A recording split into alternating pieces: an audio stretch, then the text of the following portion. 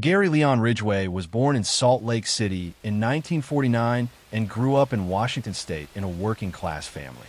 His early years were marked by instability. His father struggled to hold steady jobs, and his mother was remembered as strict and often humiliating toward her children. Ridgway himself struggled in school. He had difficulty with reading and social interaction, and by the time he was a teenager, many teachers saw him as quiet and easily overlooked. Neighbors did not remember anything remarkable about him, which later made his story even more unsettling. After high school, Ridgway briefly served in the United States Navy, where he was stationed in Vietnam. Like many young men of his generation, he returned home carrying experiences of conflict. But outwardly, he seemed to settle back into civilian life without much notice. He took a job as a spray painter at a truck manufacturing plant in the Seattle area, a position he would keep for decades. He married more than once, but his relationships were turbulent.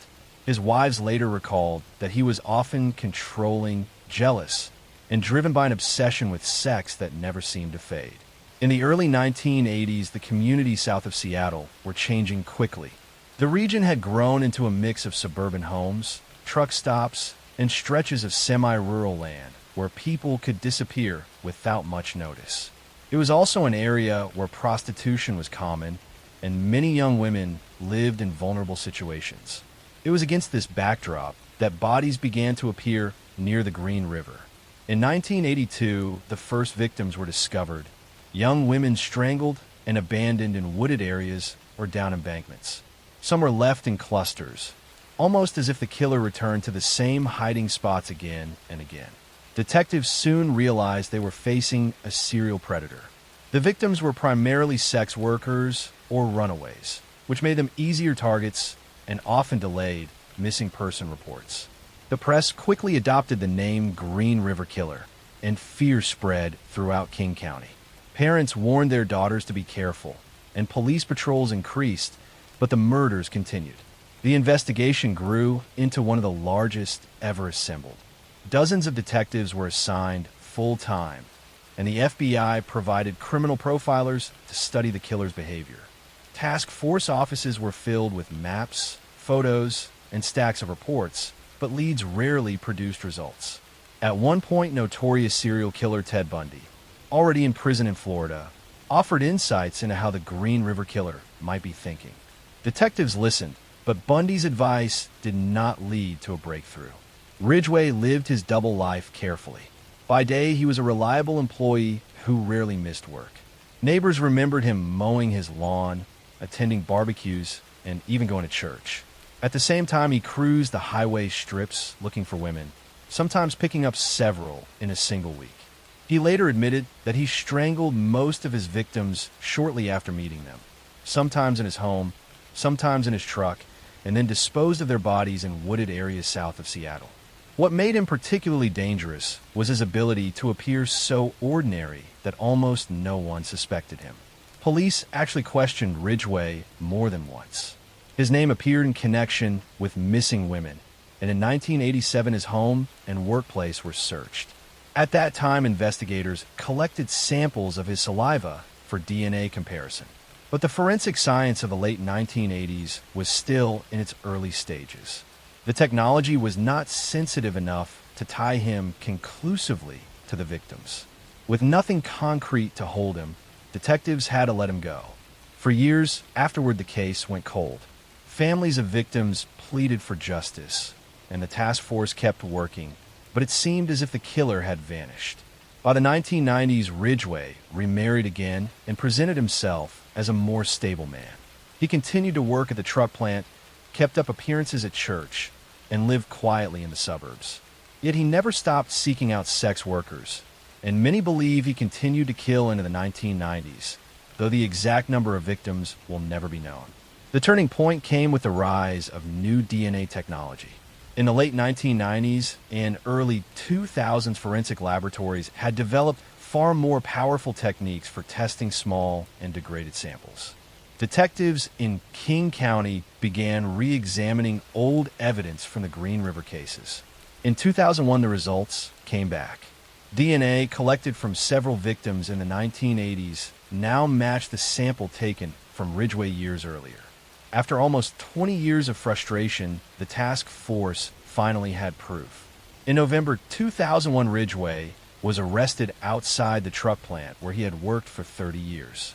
The quiet man who had blended into the community for decades was suddenly revealed as the prime suspect in the largest serial murder case in American history.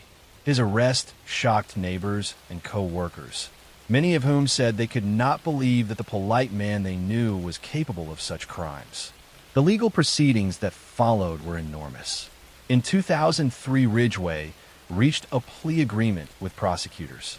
To avoid the death penalty, he confessed to killing 48 women, providing detailed accounts of how he had lured them, strangled them, and left their bodies in wooded areas or near rivers. He often described returning to the sites later, sometimes for disturbing reasons. His matter-of-fact tone in these confessions horrified even veteran detectives. Prosecutors and investigators believed the true number of victims could be much higher, possibly over 70.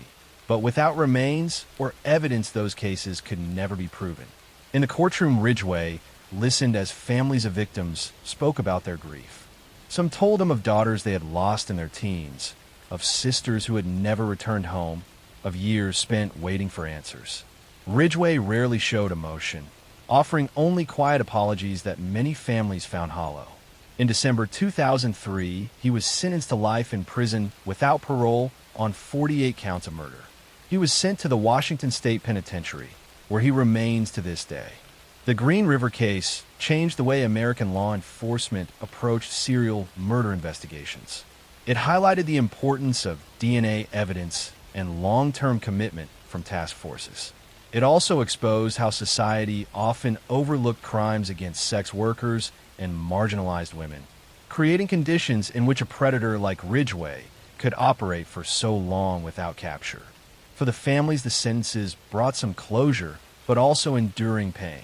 Many bodies were never recovered, and the exact number of lives taken will never be known.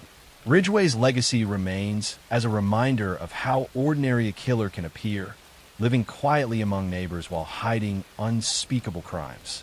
More than 20 years after his arrest, he is still remembered as the most prolific confirmed serial killer in United States history, a man whose name is forever linked to the dark waters of the Green River and the grief of countless families who waited so long for justice.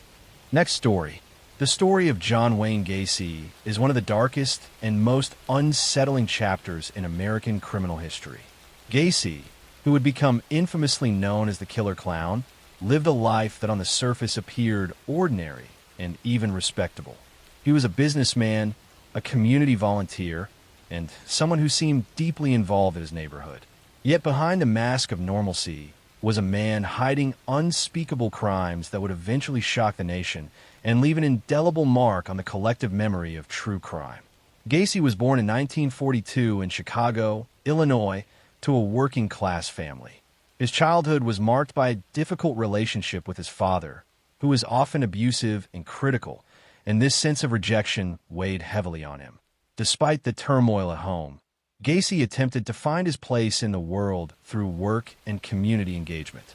As a young adult, he struggled with health issues and with feelings he could not fully reconcile, particularly his hidden sexual desires that conflicted with the strict upbringing he had endured. In his early adult years, Gacy sought stability through marriage and business. He married a woman named Marlon Myers and attempted to build a life as a family man. He opened a fast food franchise in Iowa, which provided him with a sense of accomplishment. Yet, even during this time, darker tendencies began to show. He was charged with sexually assaulting teenage boys in the 1960s, and as a result, he served a prison sentence. This conviction destroyed his marriage and forced him to start anew when he was released in 1970. After prison, Gacy returned to Illinois and tried to rebuild his life again. He worked in construction, eventually starting his own contracting business, which provided him with steady income and the appearance of success. He also became active in local politics and civic organizations, where he presented himself as a respectable and even generous man.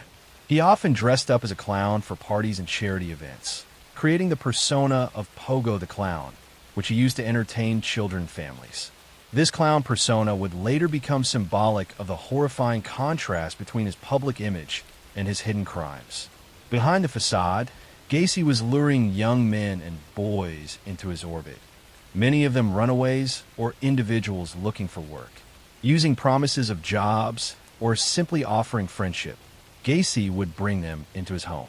Once inside, many were subjected to acts of violence that would end in murder. Gacy developed a methodical approach to his crimes, using handcuffs in what he pretended was a playful trick, and once his victims were restrained, they were no longer able to escape. Over time, the number of missing young men in the Chicago area began to grow. Families were left desperate for answers, while Gacy maintained his image as a hard-working businessman and friendly neighbor. His crimes went undetected for years, largely because his victims were often vulnerable young men whose disappearances were not always immediately investigated with urgency. Gacy took advantage of this, confident that he could continue without being caught. The truth began to unravel in December 1978 when a teenager named Robert Pius disappeared after leaving work at a pharmacy. He was last seen planning to meet a man about a job opportunity. The investigation quickly pointed toward John Wayne Gacy, who had been in the store that same evening. When police began to look more closely at Gacy, they discovered his prior conviction for sexual assault and realized there might be more to him than met the eye. As surveillance of Gacy intensified, investigators gathered enough evidence to obtain a search warrant for his home. What they found beneath the surface of his suburban house was beyond imagination. Gacy had buried many of his victims in the crawl space beneath his home. Over the course of the investigation, the remains of 29 victims were discovered on his property, with additional victims found elsewhere, bringing the total number to 33. The discovery horrified the nation. The idea that such atrocities had been committed in a quiet suburban neighborhood by a man who dressed as a clown for community events created a chilling image that still lingers in the cultural consciousness. Gacy was arrested and charged with multiple counts of murder. His trial began in 1980, drawing immense public attention. During the proceedings, Gacy's defense attempted to argue that he was insane at the time of his crimes, citing his troubled childhood and mental health struggles. However, the sheer organization of his acts, the concealment of bodies, and his ability to maintain a double life painted the picture of someone who knew what he was doing. The jury ultimately found him guilty on all counts, and he was sentenced to death. For more than a decade, Gacy remained on death row, during which time he gave interviews and attempted to maintain his innocence, often shifting blame or minimizing his responsibility. His lack of remorse further cemented his image as a remorseless killer. On May 10, 1994, John Wayne Gacy was executed by lethal injection at the Stateville Correctional Center in Illinois. His execution was witnessed by survivors, relatives of his victims, and members of the press. The aftermath of Gacy's crimes left a deep scar on countless families and raised awareness about how predators could hide behind respectable facades. The case highlighted the importance of thorough investigations into missing persons cases and showed how appearances can conceal unimaginable horrors. Gacy's story has continued to be studied and retold, not out of fascination with him, but as a reminder of the devastating consequences of unchecked evil. The legacy of John Wayne Gacy remains one of tragedy and horror. The families of the 33 young men he murdered have carried the pain of their loss for decades.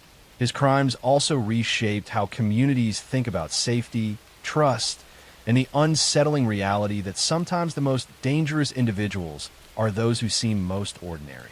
Next story.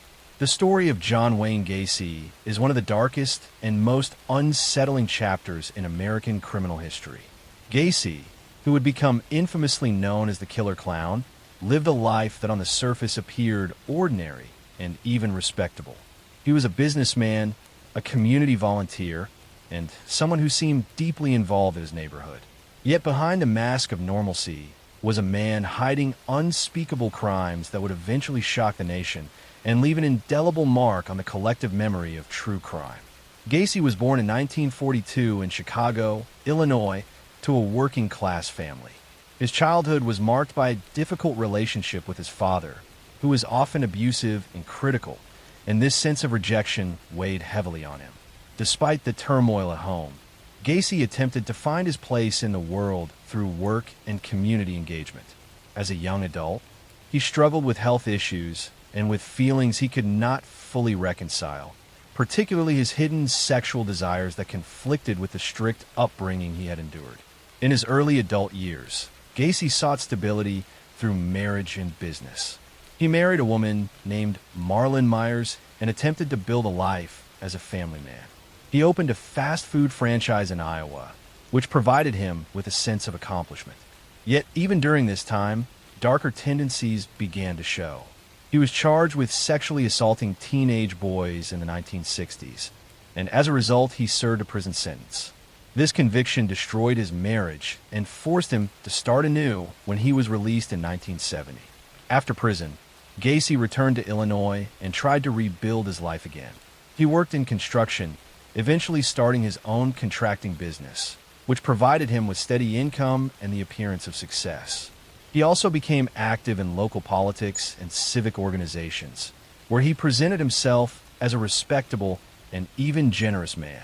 He often dressed up as a clown for parties and charity events, creating the persona of Pogo the Clown, which he used to entertain children and families. This clown persona would later become symbolic of the horrifying contrast between his public image and his hidden crimes. Behind the facade, Gacy was luring young men and boys into his orbit, many of them runaways or individuals looking for work. Using promises of jobs or simply offering friendship, Gacy would bring them into his home. Once inside, many were subjected to acts of violence that would end in murder. Gacy developed a methodical approach to his crimes, using handcuffs in what he pretended was a playful trick, and once his victims were restrained, they were no longer able to escape. Over time, the number of missing young men in the Chicago area began to grow. Families were left desperate for answers, while Gacy maintained his image as a hard-working businessman and friendly neighbor. His crimes went undetected for years, largely because his victims were often vulnerable young men whose disappearances were not always immediately investigated with urgency. Gacy took advantage of this, confident that he could continue without being caught. The truth began to unravel in December 1978 when a teenager named Robert Pius disappeared after leaving work at a pharmacy. He was last seen planning to meet a man about a job opportunity. The investigation quickly pointed toward John Wayne Gacy, who had been in the store that same evening.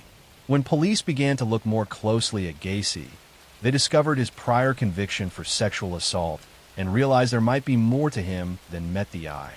As surveillance of Gacy intensified, investigators gathered enough evidence to obtain a search warrant for his home. What they found beneath the surface of his suburban house was beyond imagination. Gacy had buried many of his victims in the crawl space beneath his home.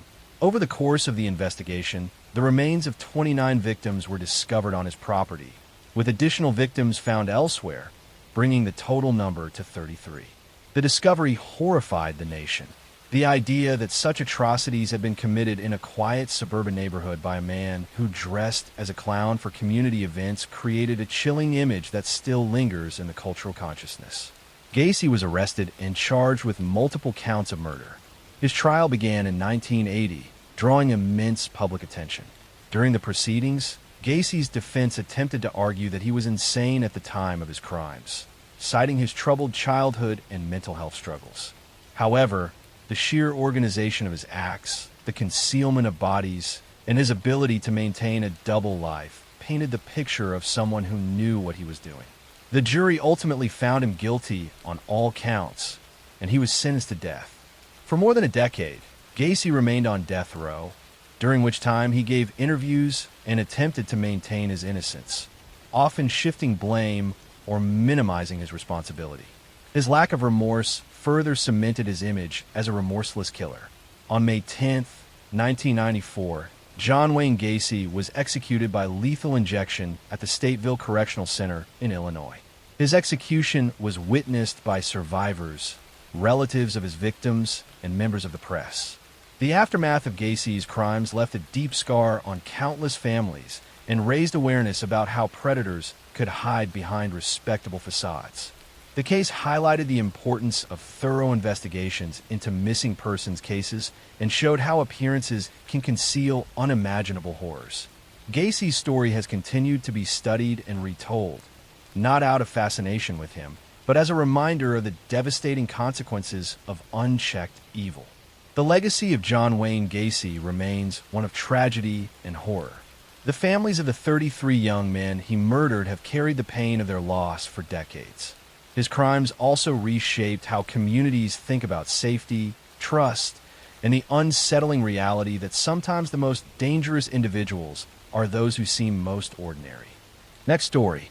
The story of Aileen Wuornos is one of the most infamous true crime cases in America, not only because of the killing she committed, but because of the complex life she lived and the way her case blurred the line between victim and perpetrator. Her story is often remembered through the media image of a cold-blooded female serial killer. But beneath that image lies a history of trauma, instability, and desperation that shaped the course of her life. Aileen Carol Wuornos was born in Rochester, Michigan in 1956. Her childhood was marked by hardship from the very beginning. Her father, who she never truly knew, was in prison for violent offenses and would later take his own life.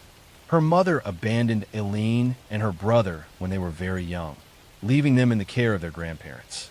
Life with her grandparents was far from stable. Her grandfather was a strict and abusive figure, and her grandmother struggled with alcoholism. By her teenage years, Aileen was already experiencing homelessness, rejection, and a lack of guidance. At just 11 years old, she began engaging in sexual activity in exchange for food, cigarettes, and shelter. This survival behavior soon became a part of her life. She became pregnant at 14 after being assaulted by a family acquaintance, and the child was given up for adoption. Shortly after, Aileen dropped out of school and left her home for good. She began living in the woods near her Michigan hometown, relying on prostitution and theft to survive. By the late 1970s, Wuornos had traveled to Florida, where she would spend much of her adult life.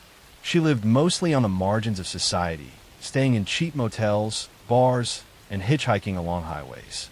She supported herself through sex work, often trading services for money, food, or even a place to sleep.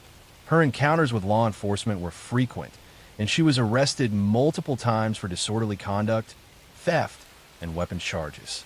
In 1986, Wuornos met Tyria Moore, a hotel maid who would become her longtime companion. The two women began a romantic relationship and lived together, with Wuornos continuing to earn money through prostitution. Their bond was strong, and despite their constant financial struggles, Wuornos was deeply attached to Moore. Between 1989 and 1990, Wuornos embarked on a killing spree that would shock Florida and the rest of the country. Over the course of 12 months, 7 men were murdered along highways across the state. The victims were mostly middle-aged men who had picked Wuornos up while she was hitchhiking or soliciting sex.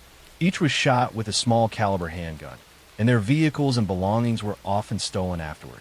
Wuornos claimed that she killed the men in self-defense, saying they had tried to assault or harm her during encounters. Her statements were inconsistent, sometimes describing the killings as defensive, other times showing anger and coldness. Law enforcement and prosecutors argued that the murders were calculated acts of robbery, carried out to support herself and her partner. The investigation gained momentum when police recovered stolen items from the victims that could be linked to Wuornos. A stolen car, fingerprints, and pawn shop records tied her directly to the crimes. In January 1991, she was arrested at a biker bar in Port Orange, Florida. Tyria Moore was also questioned and eventually made a deal with investigators. She agreed to testify against Wuornos in exchange for immunity. In recorded phone calls, Moore encouraged Wuornos to confess, and eventually Wuornos admitted to the killings. Her trials were highly publicized, with cameras covering nearly every moment. In 1992, she was convicted of the murder of Richard Mallory, her first known victim, and sentenced to death. Over the next 2 years, she was convicted in several more cases and ultimately received 6 death sentences. During her time in prison, Wuornos gave multiple interviews that revealed her unstable mental state. At times, she insisted she had acted only in self-defense. At other times, she spoke with anger toward men in general. And in later years, she claimed that law enforcement had allowed her crimes to happen so that they could profit from her eventual conviction and media attention.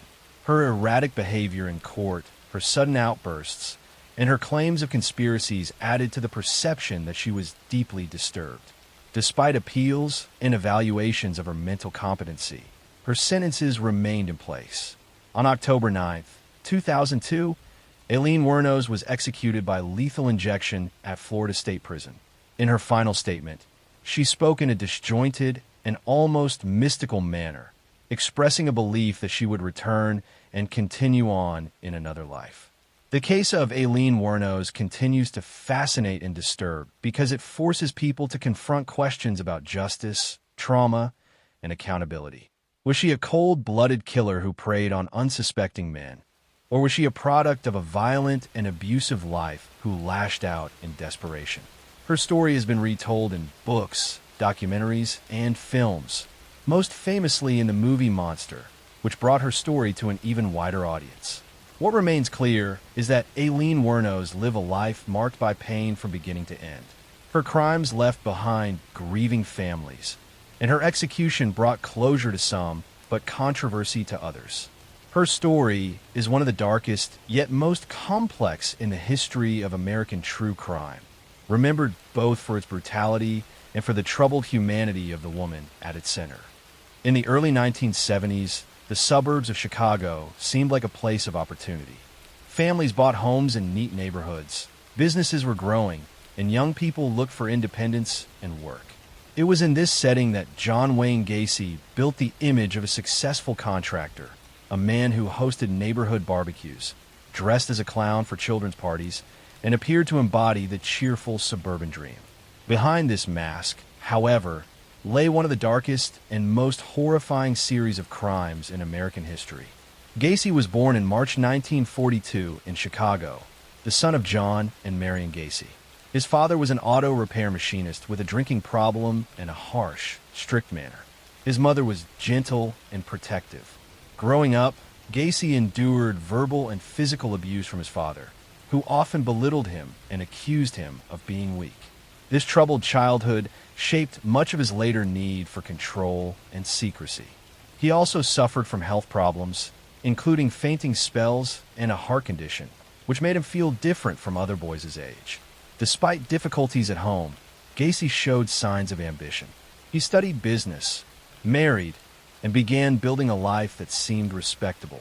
He worked in shoe sales and management positions, and he discovered a talent for convincing people, projecting confidence, and manipulating perceptions. He joined the JCs, a civic organization, and became active in community service.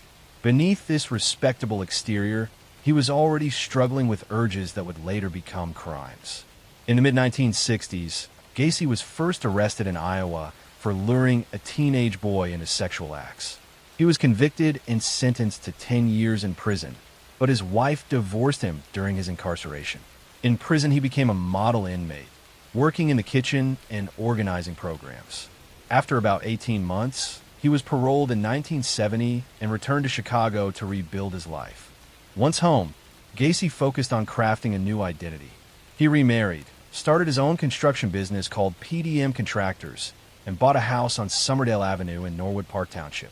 To neighbors, he appeared friendly and hardworking. He entertained often, hosting parties where he sometimes dressed as Pogo the Clown, a character he created for community events. He performed at hospitals, parades, and fundraisers. The clown persona became an enduring symbol of the contradiction between his public face and his hidden crimes. Behind closed doors, Gacy began luring young men to his home. Many were teenage boys or young men who were runaways, drifters, or employees of his contracting company. He promised work or money, or simply invited them over to hang out. Once inside, he sometimes showed a handcuff trick. He would pretend to demonstrate how he could free himself while restrained, but once the cuffs were on his victim, there was no trick for them.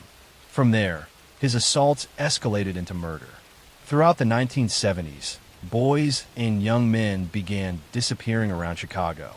Some families reported their sons missing after job interviews with Gacy's company. Others vanished after being last seen at bus stops or outside stores. Police investigated, but at the time, missing teenage boys were often dismissed as runaways, especially if they were from troubled homes. Gacy took advantage of this, confident no one would connect the disappearances to him. Inside his home, Gacy was hiding a grim secret. Beneath the floors was a crawl space where he buried many of his victims. He dug trenches under the house and placed bodies inside, layering them with lime and soil. When the crawl space became too full, he began dumping bodies into the Des Plaines River. By the late 1970s, he had murdered at least 33 young men and boys. His double life continued to fool most people. He was known in local politics, appeared with prominent Democratic figures, and continued performing as Pogo the Clown. Even his employees sometimes suspected nothing, though a few grew uneasy with his mood swings and controlling behavior. The downfall of Gacy began in December 1978 with the disappearance of 15-year-old Robert Piest. Robert worked at a pharmacy and never returned home after his shift. His mother reported him missing, mentioning that he had spoken about a contractor offering him a job that evening. That contractor was John Wayne Gacy. Detectives traced Robert's last conversation to Gacy. At first, Gacy denied knowing the boy, but inconsistencies emerged. Police began surveillance on his house and movements.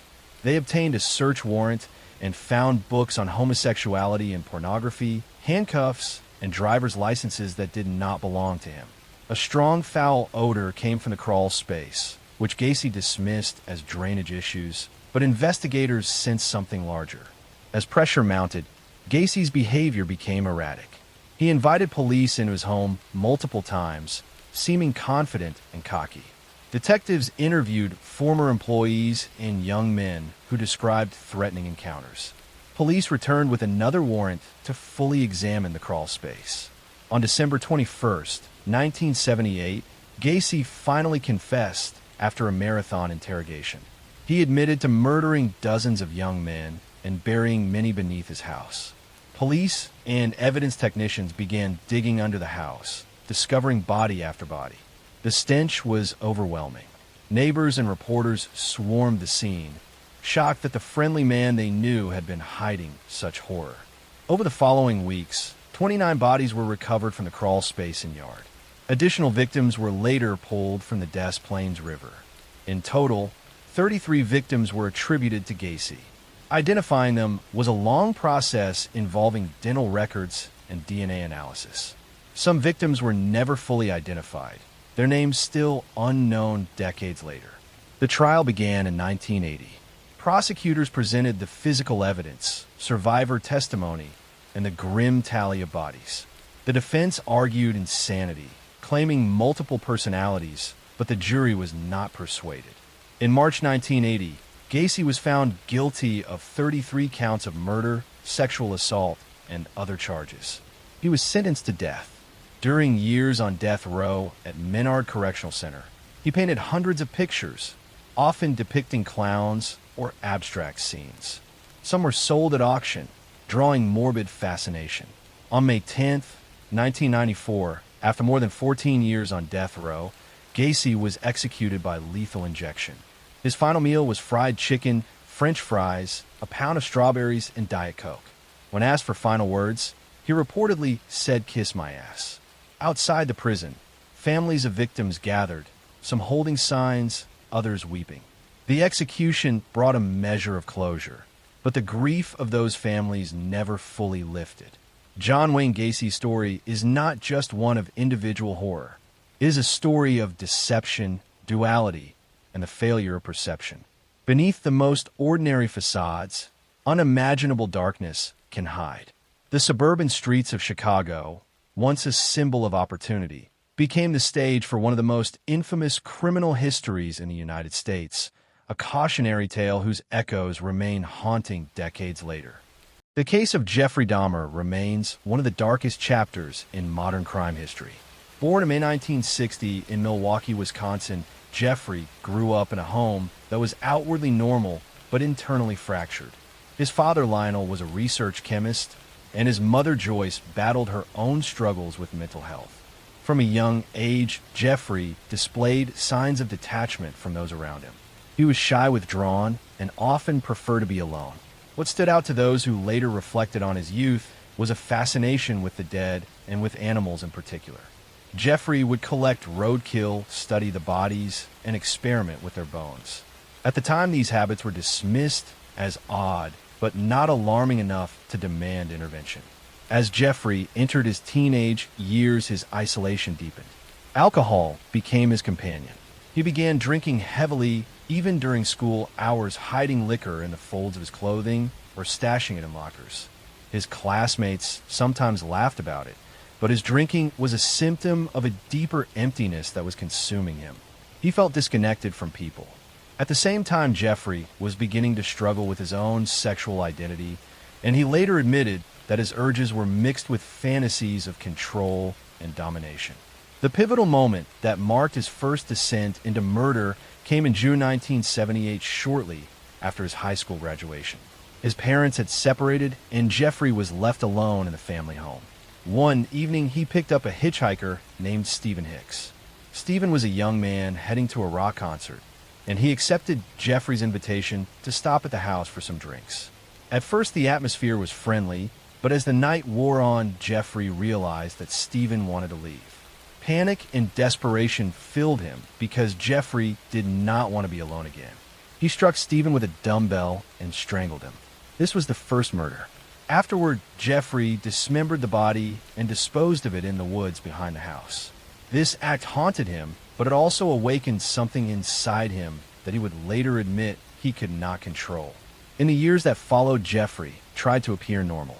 He briefly attended Ohio State University, but dropped out after only a few months. His drinking worsened, and his father forced him to enlist in the Army in 1979. Jeffrey trained as a medic in Germany. While stationed overseas, he continued to drink excessively. Some later reports suggested that he may have assaulted fellow soldiers, though these cases were never pursued in detail at the time. By 1981, he was discharged for his inability to function. With no stable direction, Jeffrey drifted between relatives and odd jobs.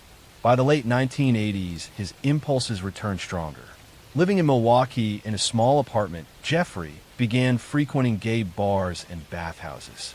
At first, he sought companionship, but his fear of abandonment twisted these encounters. He started drugging men to keep them unconscious during their encounters. Eventually, this progressed into murder once again.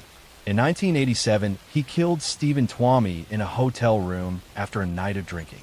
Jeffrey later claimed he awoke to find Stephen dead without memory of killing him, but this pattern of blackout, followed by violence, would repeat. Over the next 4 years, Dahmer embarked on a spree that would claim 16 more lives. His method was chillingly systematic. He lured young men and boys, often from marginalized communities, with promises of money or photographs.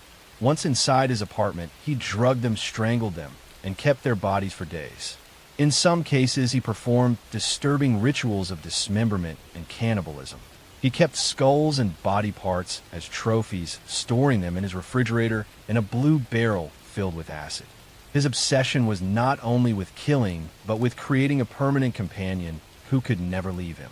He attempted crude experiments of drilling holes into the skulls of victims and injecting chemicals in hopes of creating a compliant zombie-like partner. Despite the horror unfolding inside his apartment, Jeffrey remained surprisingly unnoticed. Several near escapes highlight the tragic failures of authorities. One of the most striking occurred in May 1991 when a 14-year-old boy named Konarak, sent the sum phone, managed to flee Jeffrey's apartment drugged and bleeding. Neighbors called police when they saw the boy wandering incoherently. Officers arrived, but Jeffrey convinced them that Konarak was his adult lover and that it was a private matter. The police accepted this explanation and left the boy in Jeffrey's custody. Within an hour, Jeffrey had killed him. These failures allowed Dahmer to continue his crimes until July 22nd, 1991, when another intended victim, Tracy Edwards, managed to escape. Edwards was lured to the apartment, But once inside, he noticed the smell and saw the strange surroundings. Jeffrey attempted to handcuff him, but Edwards fought back and fled through the door. He stopped police officers on patrol and led them back to the apartment. When police entered, they discovered photographs of dismembered bodies, and soon after the full extent of Jeffrey's actions was revealed. The arrest shocked the nation. Neighbors who had complained of foul smells and odd noises were horrified to learn what had been happening next door. The investigation uncovered remains of multiple victims, as well as the tools and containers Jeffrey had used. His calm demeanor during questioning unsettled investigators. He openly admitted to the murders, describing his rituals in clinical detail. For the families of the victims, the revelations were devastating. Many of them were already living in difficult social and economic circumstances and now had to endure the public exposure of their loved ones' deaths. The trial began in January 1992 and drew international attention. Jeffrey pleaded guilty but insane. His defense argued that his mental illness drove his uncontrollable urges. The prosecution maintained that he knew exactly what he was doing and that he carefully planned his actions. After weeks of testimony, including graphic evidence, the jury found him guilty on 15 counts of murder. He was sentenced to 15 consecutive life terms totaling nearly 1,000 years in prison. Prison did not bring peace. Jeffrey initially lived quietly behind bars, reading the Bible and speaking to chaplains. Yet other inmates viewed him with contempt. He sometimes mocked guards and prisoners by shaping his food into body parts, as if to relive his crimes. On November 28, 1994, Dahmer was attacked by a fellow inmate, Christopher Scarver. Scarver beat him to death in the prison bathroom. For many families, this ending felt like a final chapter, though it could never erase the pain.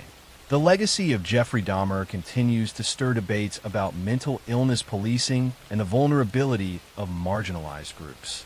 His crimes revealed systemic failures in law enforcement, who dismissed the concerns of neighbors and ignored the pleas of victims. It showed how predators can hide in plain sight, while institutions fail to protect those most at risk. Documentaries and books continue to analyze the case, but beyond the sensationalism lies the human cost. 17 lives were lost, each with families who still mourn. Story 2. Ted Bundy remains a name etched into the darkest pages of criminal history. Born in November 1946 in Burlington, Vermont, Theodore Robert Bundy grew up in an environment of secrets. His mother, Eleanor, raised him with the support of her strict parents. For a time, Ted believed his grandparents were his parents and his mother was his sister. The truth of his parentage remained confusing, and he grew up with an undercurrent of instability. Despite this, outwardly, he appeared intelligent, polite, and even charming. As a young boy, Bundy displayed early signs of detachment and fascination with control. Neighbors recalled that he sometimes placed knives around his aunt as she slept. He also developed a habit of peeping into windows and stealing items from homes. Still, these warning signs went largely unnoticed. He was a good student and seemed socially adept. Teachers saw him as quiet and well-mannered. In the 1960s, Bundy attended the University of Washington in Seattle. There he studied psychology and became politically active, volunteering for campaigns and working a crisis hotline. Colleagues at the hotline would later recall his calm voice and apparent empathy for callers in distress. Nobody suspected that he was already harboring violent fantasies. Bundy's murders began in the early 1970s, though it is believed he may have killed earlier. He targeted young women, often students who resembled a former girlfriend he felt deeply rejected by. He would approach them in public places pretending to be injured or in need of help. Sometimes he wore a sling or used crutches. When kind strangers offered assistance, he would lead them to a secluded area and attack. His earliest confirmed victims were in Washington state. In 1974, a series of disappearances began to alarm police. Women vanished from college campuses, leaving little trace. One of the first was Linda, an Healy, a student at the University of Washington, who disappeared from her home in January 1974. That summer, two women, Janice Ott and Denise Naslund, disappeared on the same day from Lake Sammamish State Park. Witnesses described a handsome man with a cast on his arm asking women to help him load a sailboat. He introduced himself as Ted. This was one of the first times investigators had a name. Bundy's ability to charm and deceive allowed him to evade suspicion. He continued his studies, even attending law school. Outwardly, he dated women, maintained friendships, and volunteered in politics. Yet beneath this mask, his killings escalated. He abducted, raped, and murdered women across multiple states, including Washington, Oregon, Utah, and Colorado. His method was consistent. He lured victims often at night, assaulted them, and killed them usually by strangulation or bludgeoning. He sometimes revisited the bodies, leaving them in remote wooded areas, and in some cases committing acts of necrophilia. By 1975, Bundy had moved to Utah, and killings began there as well. Local investigators grew alarmed at the pattern. He was eventually arrested that year after police found burglary tools in his car, which also contained suspicious items like handcuffs and a ski mask. At the time, this evidence was not enough for a murder charge, but it marked the beginning of his downfall. Bundy managed to escape custody multiple times, which only added to his infamy. In 1977, while held in Colorado, he leapt from a courthouse library window and fled. He was recaptured, but later that year, he escaped again from his jail cell by squeezing through a hole in the ceiling. He made his way across the country to Florida. In Florida, Bundy unleashed his most brutal attacks. In January 1978, he entered the Chi Omega sorority house at Florida State University. In the early hours of the morning, he attacked 4 women in their rooms, killing 2 of them, Lisa Levy and Margaret Bowman, and severely injuring the others. Only weeks later, he abducted and murdered a 12-year-old girl named Kimberly Leach. These crimes shocked the nation and ended any illusion that Bundy was a man who could restrain himself. His capture came soon after. In February 1978, he was pulled over by police in Pensacola driving a stolen car. Once identified, his face was splashed across newspapers nationwide. The trial that followed was the first to be televised, and millions watched as Bundy attempted to defend himself in court. He cross-examined witnesses and played the role of his own lawyer. His charm and arrogance fascinated the media, but the evidence against him was overwhelming. Bite mark analysis tied him to the Chi Omega murders, and witnesses placed him near the scenes. In 1979, Bundy was convicted and sentenced to death. Additional trials followed for the murder of Kimberly Leach, and he received another death sentence. Over the next decade, he lived on death row in Florida, appealing his case and granting interviews. During this time, he confessed to more than 30 murders, though investigators believe the true number may be higher, possibly over 100. Bundy described in chilling detail how he selected and killed his victims. In January 1989, his appeals ran out, and he was executed in the electric chair at Florida State Prison. Outside, the prison crowds gathered, chanting and celebrating the end of his life. For many families, the execution closed a painful chapter, though the scars of loss remained. The legacy of Ted Bundy endures because his crimes revealed how easily appearances can deceive. He was educated, articulate, and outwardly normal, yet beneath that facade lay a predator driven by compulsion. His case led to greater awareness of a need for coordinated police work across states, since Bundy moved freely between jurisdictions. It also highlighted the vulnerability of young women who trusted a stranger in need. Today, Bundy is remembered not only for his crimes, but also for the way society responded to him. The media often portrayed him as charismatic, which drew criticism for humanizing him instead of focusing on the victims. Books, documentaries, and films continue to analyze his life, but at the core remain the stories of the women whose lives were stolen. They were daughters, sisters, and friends who deserve remembrance beyond the shadow of the man who killed them. Bundy's story is one of deception, manipulation, and cruelty wrapped in the mask of normalcy. It endures as a warning that evil can sometimes wear the most ordinary face. Story 3. John Wayne Gacy was born in March 1942 in Chicago, Illinois. He grew up in a working-class family with a father who was an alcoholic and physically abusive. His childhood was marked by fear and insecurity. Though he tried to please his father, nothing ever seemed enough. He suffered from health problems, including a heart condition that limited his activities. These early years shaped a man who longed for acceptance, but carried deep resentment and anger inside. Despite a difficult home life, Gacy worked hard to present himself as normal. In high school, he was not particularly athletic, but he participated in clubs and worked odd jobs. He developed an early interest in politics and community activities. After leaving school, he married and tried to build a stable life. For a time, he seemed successful. He managed several fast food restaurants and became involved in local organizations. His outward personality was friendly and generous. He hosted neighborhood gatherings and was known to dress as a clown named Pogo to entertain children at hospitals and community events. This image of the cheerful neighbor and community volunteer would later stand in sharp contrast to the darkness he hid. Beneath the mask of normalcy, Gacy was leading a double life. He had already faced accusations of assaulting young men in the 1960s while living in Iowa. He was convicted of sexually abusing a teenage boy in 1968 and sentenced to prison. Though he served less than 2 years, he returned to Chicago with a record that should have been a warning. Instead, he managed to rebuild his reputation. He remarried, started his own construction business, and became active in local politics. He was even photographed with prominent politicians. To the public, he was a respected businessman.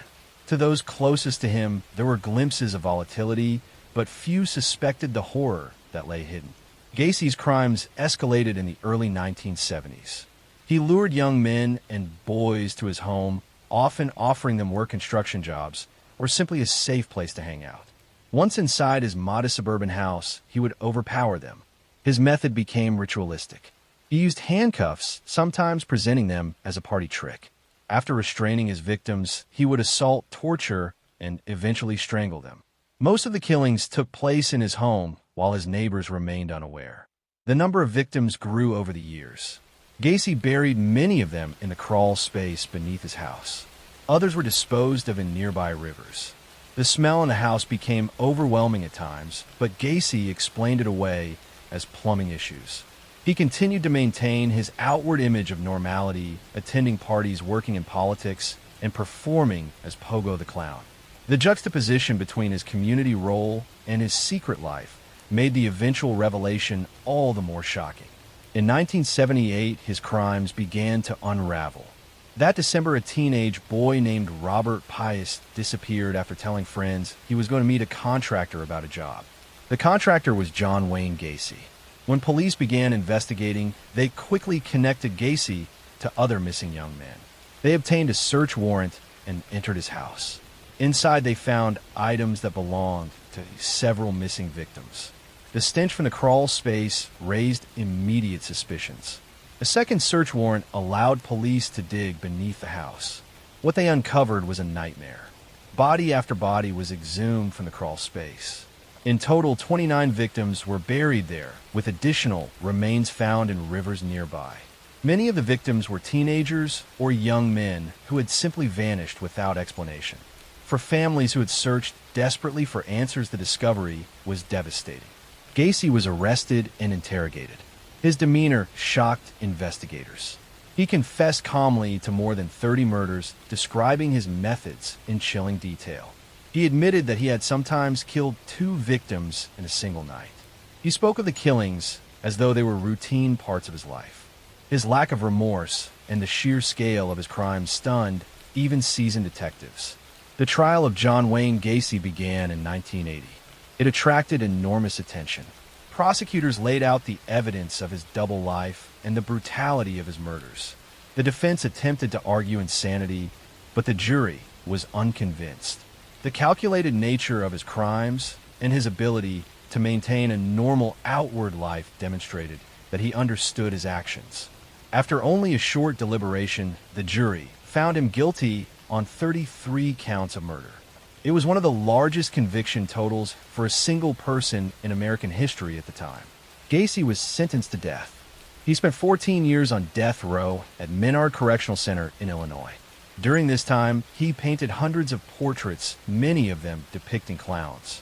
These paintings were sometimes sold at auctions, sparking controversy. Gacy gave interviews in which he denied responsibility despite his earlier confessions. He claimed he was the victim of a conspiracy. His shifting stories only added to his notoriety. On May 10th, 1994, John Wayne Gacy was executed by lethal injection. Outside, the prison crowds gathered in celebration. For many families, the execution brought some closure, though nothing could restore the lives that were lost. The sheer scale of his crimes left a permanent scar on the communities he had haunted. The case of John Wayne Gacy continues to resonate because of the contrast between his public and private lives. He was the friendly neighbor, the businessman, the clown who entertained children, yet behind closed doors, he was a predator who murdered more than 30 young men. His ability to hide in plain sight exposed flaws in the system and highlighted how vulnerable runaway teens and young workers were in the 1970s. The legacy of Gacy is one of horror and deception. His crimes serve as a reminder that appearances can be misleading and that predators can exist even in the most ordinary neighborhoods. The memory of his victims endures as a testament to lives cut short by a man who wore a mask, both literal and figurative. Behind the smile of a clown lay the heart of a killer. Story 4. The Zodiac Killer is a name that still casts a shadow over the history of American crime. Active in the late 1960s and early 1970s in Northern California, the Zodiac terrorized communities with brutal murders and cryptic letters. Unlike many other killers, his identity was never confirmed, which has only deepened the mystery and fear surrounding the case. The first confirmed attack attributed to the Zodiac occurred on December 20th, 1968, near the small town of Benicia, California. Two teenagers, David Faraday and Betty Lou Jensen, were on their first date when they parked at a lover's lane spot. A car pulled up beside them. The assailant forced them out and shot both of them with a handgun. Betty Lou died instantly, and David was mortally wounded. There was no robbery or clear motive. It seemed a senseless act. Investigators had few leads, and the case went cold. On July 4th, 1969, another couple, Darlene Farron and Mike Mageau, were sitting in a car at Blue Rock Springs Park in Vallejo when a vehicle pulled up. The driver left, then returned and opened fire with a handgun. Darlene was killed, and Mike survived with serious injuries. Just over an hour later, a man called the Vallejo police station claiming responsibility not only for this attack, but also for the previous one on David and Betty Lou. The caller provided details that had not been released publicly. It was the first direct communication from the man who would call himself the Zodiac. Weeks later, newspapers received letters written by the killer. These letters were taunting, filled with strange symbols and coded messages. In one, he introduced himself with the chilling phrase, "This is the Zodiac speaking." He demanded that the letters be published or he would kill more people. Inside the letters were cryptograms that he claimed revealed his identity. One of the first ciphers was cracked by a schoolteacher and his wife. It did not reveal a name, but instead a disturbing message where the killer declared that he enjoyed killing because it was fun.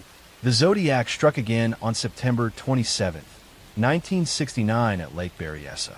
Brian Hartnell and Cecilia Shepard were relaxing by the water when a man approached wearing a hood with a crosshair symbol on the chest. He tied them up and stabbed them repeatedly. Brian survived, but Cecilia later died.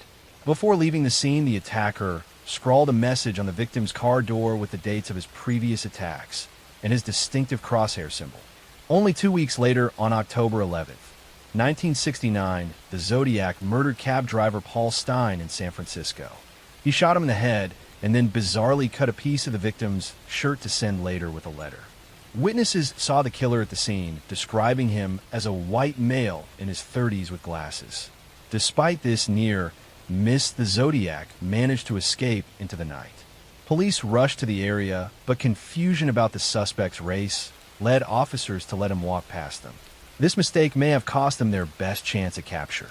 Over the following years, the Zodiac continued to send letters to newspapers and police. In them, he mocked investigators, boasted about his crimes, and threatened mass killings. He claimed responsibility for dozens of murders, though only a handful have been definitively linked to him. The letters often included ciphers, some of which remain unsolved to this day. His messages revealed a man who craved attention and control more than anything. He wanted to be feared and to prove that he was smarter than the authorities. The investigation into the Zodiac was massive. Police departments across multiple counties worked together, but cooperation was strained at times. Thousands of tips poured in and hundreds of suspects were investigated. The most famous suspect was Arthur Lee Allen, a convicted child molester who lived in Vallejo and matched some descriptions. He was interviewed multiple times and even named in a search warrant. Circumstantial evidence pointed toward him, but definitive proof never surfaced.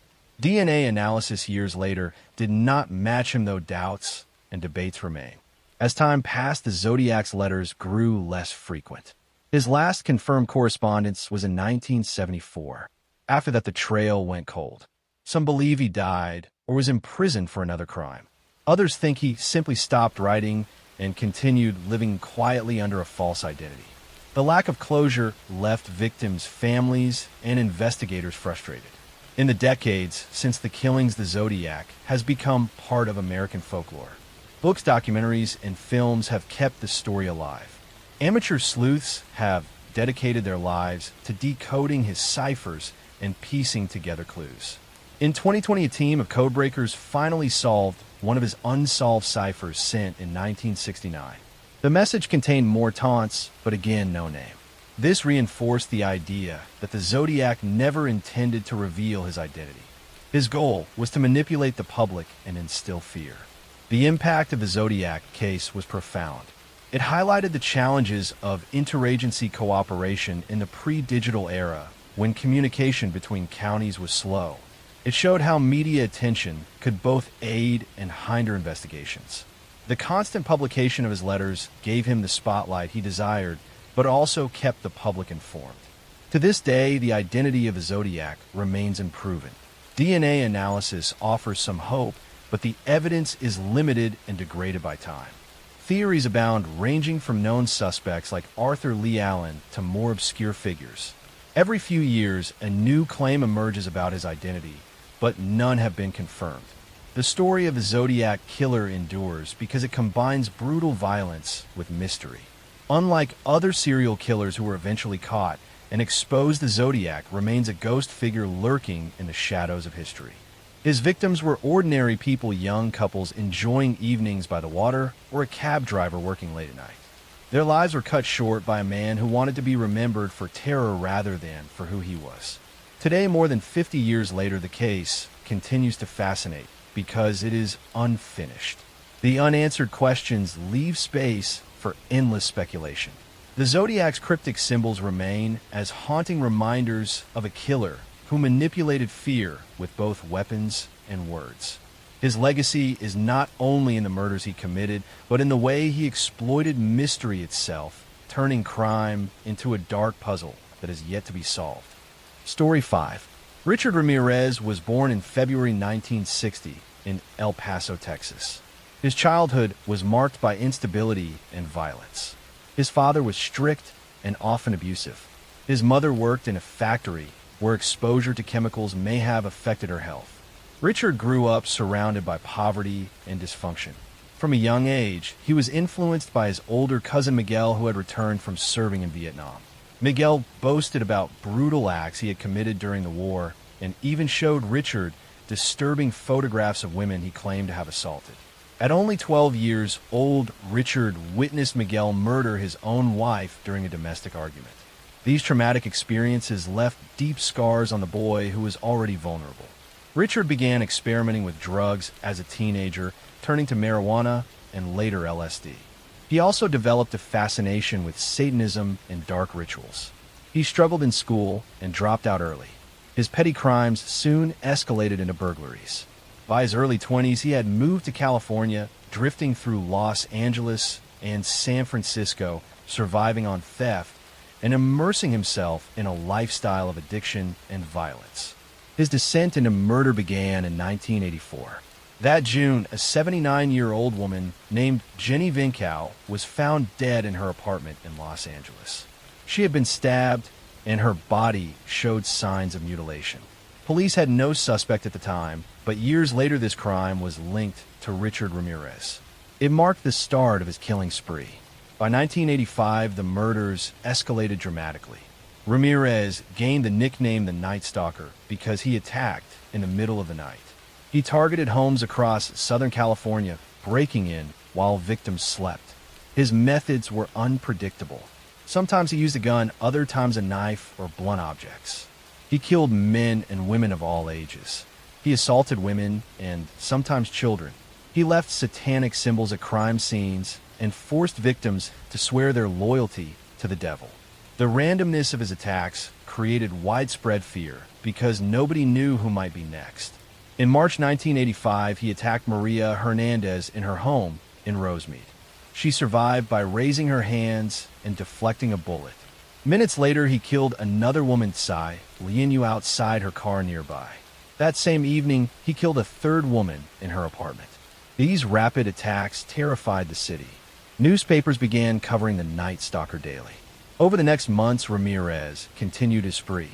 He invaded homes across Los Angeles and beyond, often leaving survivors who could describe his appearance. He was tall, thin, with rotting teeth and a foul odor that witnesses never forgot. His brutality shocked even seasoned detectives. In some cases, he forced couples to witness each other's assaults before killing one or both. He showed no consistent pattern except his desire to terrorize. The police struggled to catch him. At first, the crime seemed unrelated because of the varying weapons and methods. But soon detectives connected the attacks by shoe prints left behind. A distinct sneaker pattern linked multiple scenes. The media reported on this detail, which angered investigators because Ramirez could have changed his shoes to avoid detection. Still, the clue remained vital. By the summer of 1985, his crimes reached a peak. He attacked in San Francisco, killing Peter and Barbara Pan in their home. The mayor of San Francisco publicly revealed that the killer used a .22 caliber handgun. Ramirez read the papers constantly and adjusted his tactics to confuse police. But mistakes piled up. Survivors gave detailed descriptions, and eventually a fingerprint was lifted from a stolen car he abandoned. Police matched it to Richard Ramirez, who already had a record for theft and drug charges. On August 31st, 1985, Ramirez was finally captured, but not by police at first. His photograph had been released to the public, and when he attempted to steal a car in East Los Angeles, he was recognized. Neighbors chased him through the streets and cornered him. The crowd beat him until police arrived to take him into custody. The capture brought relief to a city that had been living in fear for months. The trial of Richard Ramirez became one of the most notorious in American history. It began in 1989 and lasted over a year. The courtroom was often filled with reporters and curious spectators. Ramirez seemed to revel in the attention. He flashed satanic hand signs and shouted "Hail Satan" during proceedings. His gaunt appearance, dark eyes, and defiant attitude made him a figure of morbid fascination. Despite his behavior, the evidence was overwhelming. Survivors testified in detail. Forensic evidence, including fingerprints and ballistic matches, tied him to multiple murders. In September 1989, Ramirez was convicted of 13 murders, as well as numerous counts of assault, burglary, and attempted murder. He was sentenced to death and sent to San Quentin prison. Outside the courthouse, crowds cheered the verdict. Families of victims wept both in grief and in relief that justice had been served. On death row, Ramirez continued to attract media attention. He received letters from admirers and even married a woman who believed in his innocence. His presence remained unsettling. Unlike some killers who eventually expressed remorse, he showed none. He continued to speak about Satanism and portrayed himself as an outcast who had embraced evil. Ramirez never faced execution. He remained on death row for more than 2 decades. In June 2013, he died of complications related to cancer at the age of 53. For some, the fact that he died of natural causes rather than execution was frustrating, but his death finally closed the chapter on his life. The legacy of the Night Stalker remains one of pure terror. His crimes were random, cruel, and driven not by need, but by a desire to spread fear. Unlike killers who targeted specific types of victims, Ramirez attacked anyone he encountered. This unpredictability magnified the panic in California communities. People began locking doors, installing new security systems, and staying awake at night terrified that he might strike. His story highlights the vulnerability of ordinary homes and the way one man can paralyze entire cities. The survivors of his attacks continue to carry the memories of those nights. The families of the dead live with the loss of loved ones whose lives were cut short in acts of senseless brutality. Richard Ramirez remains a reminder of the darkest extremes of human behavior. He called himself a servant of Satan, but in reality, he was a predator who preyed on the innocent. His name and the moniker Night Stalker endure in American memory as symbols of fear that once gripped a generation. Story 6. In the quiet rural town of Plainfield, Wisconsin, during the first half of the 20th century, life moved slowly and simply. The community was small, neighbors knew one another, and farms stretched across the flat landscape.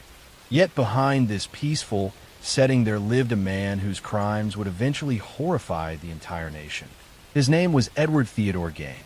Ed Gain was born in August 1906 to George and Augusta Gain. His father was an alcoholic who struggled to hold steady work, while his mother was deeply religious, domineering, and strict. Augusta instilled in her two sons a belief that the world was filled with sin and corruption. She particularly warned them against women, describing them as instruments of immorality. Ed grew up isolated.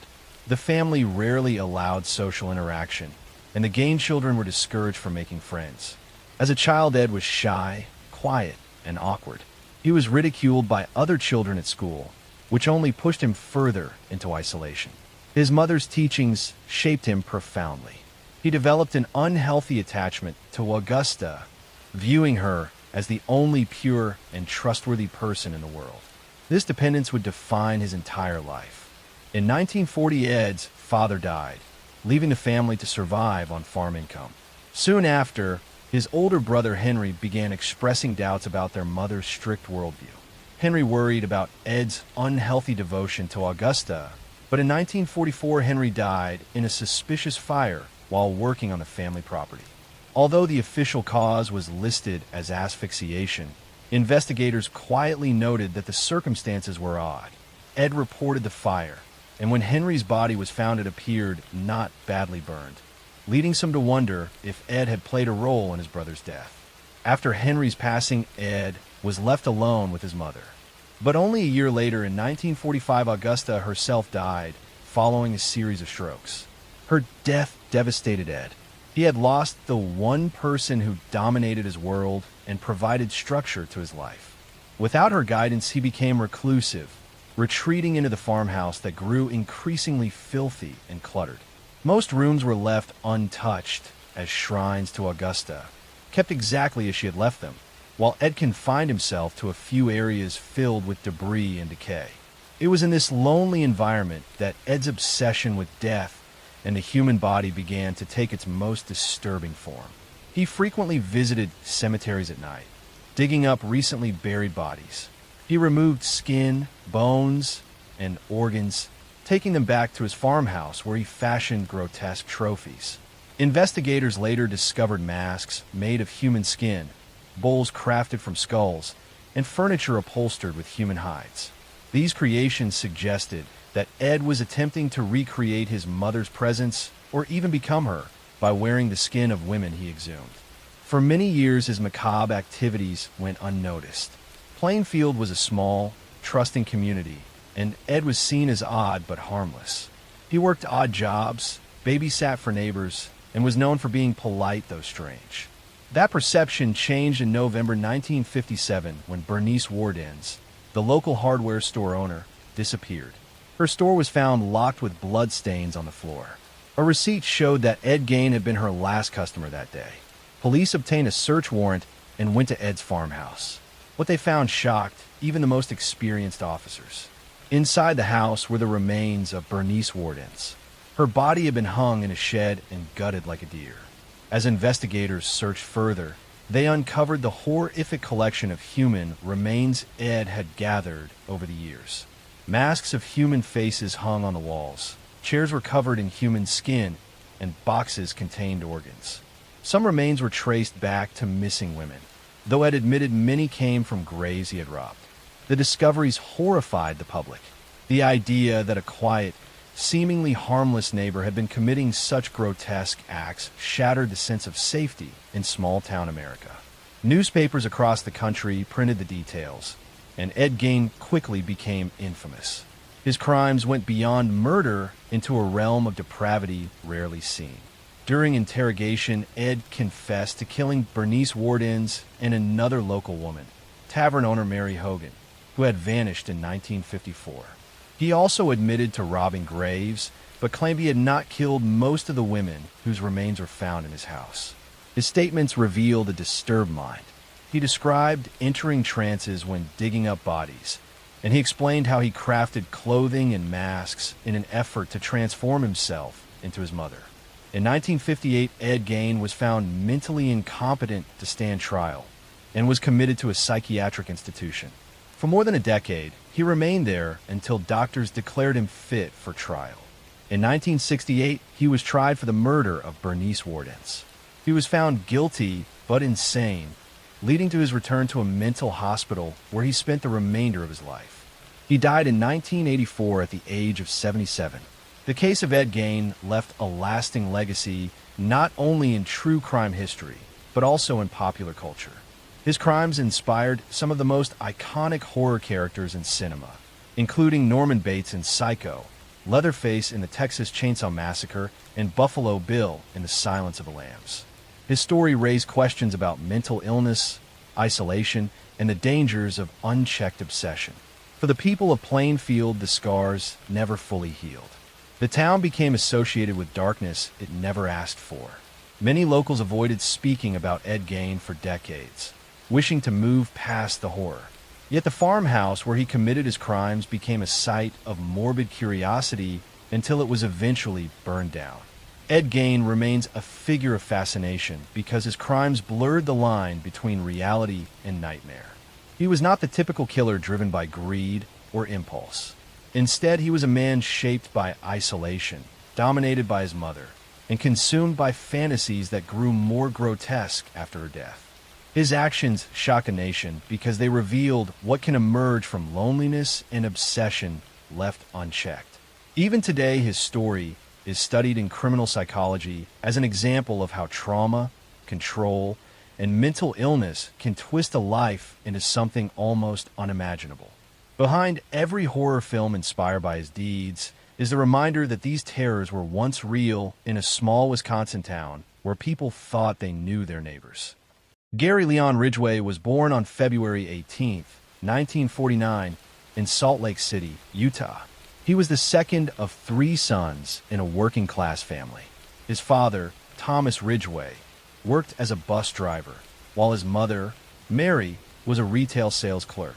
The family lived a modest life, struggling financially at times, but always trying to maintain appearances of normalcy. From the outside, their household seemed unremarkable.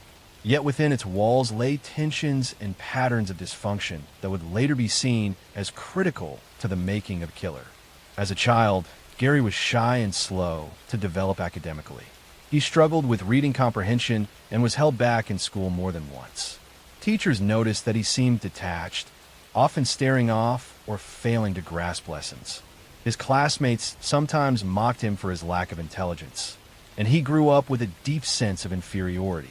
This sense of being less than others would stay with him for life, shaping the way he related to people. At home, the Ridgway family environment was strained. Gary's father often complained about sex workers, speaking of them with contempt. He frequently shared disturbing stories about encounters he had witnessed while driving his bus route near Seattle, where prostitution was common. At the same time, Gary's relationship with his mother was complicated. She was described as domineering, strict, and sometimes humiliating toward him. Gary later spoke of feeling confused by his mother's behavior, especially when she scolded him harshly even as she also cared for him physically in ways that left him with troubling, conflicted emotions. As Gary entered adolescence, he began to show troubling signs of suppressed rage. At the age of 16, in what would later be remembered as a shocking foreshadowing of his adult crimes, He lured a 6-year-old boy into the woods and stabbed him. The child survived, but the act revealed a dangerous side of Gary that no one around him truly recognized or understood at the time. It was brushed off as an isolated incident, and Gary moved forward with his life as though nothing had happened. After finishing high school, Gary joined the Navy. He was deployed to Vietnam, where he was exposed to the chaos of war and the widespread use of sex workers among soldiers. He contracted gonorrhea during his service, which filled him with a mixture of guilt and anger, emotions that later became tied to his view of women. When his military service ended, he returned to the United States and settled near Seattle. Gary Ridgway married young, taking a woman named Claudia Craig as his first wife in 1970. But their marriage was troubled from the beginning. He was jealous, controlling, and consumed by suspicions of infidelity. His fixation on sexual activity was overwhelming, and his expectations in the marriage were exhausting to his partner. They divorced within a year. He would marry more than once again, and in each relationship he displayed a disturbing pattern of obsession, control, and infidelity. On the surface, Ridgway lived a seemingly ordinary working-class life. He was employed as a painter at the Kenworth Truck Factory, where he remained for decades. His co-workers described him as quiet, sometimes odd, but generally reliable. He attended church regularly and sometimes read the Bible aloud at home. Yet beneath this facade of normalcy, he was nurturing dark fantasies and behaviors that would make him one of the most prolific serial killers in history. The murders that would later be attributed to him began in the early 1980s in the area surrounding the Green River near Seattle. In 1982, the body of a young woman was found in the river. Within weeks, more bodies were discovered, all of them women, many of them known to be sex workers or runaways. The victims were often strangled, sometimes with ligatures, and their bodies were left in wooded areas, ravines, or the river itself.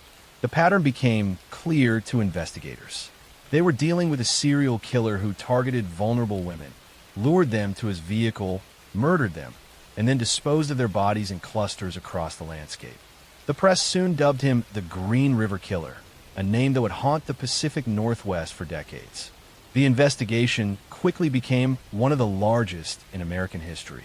Task forces were formed, dozens of detectives and FBI profilers were assigned, and yet the killer remained elusive.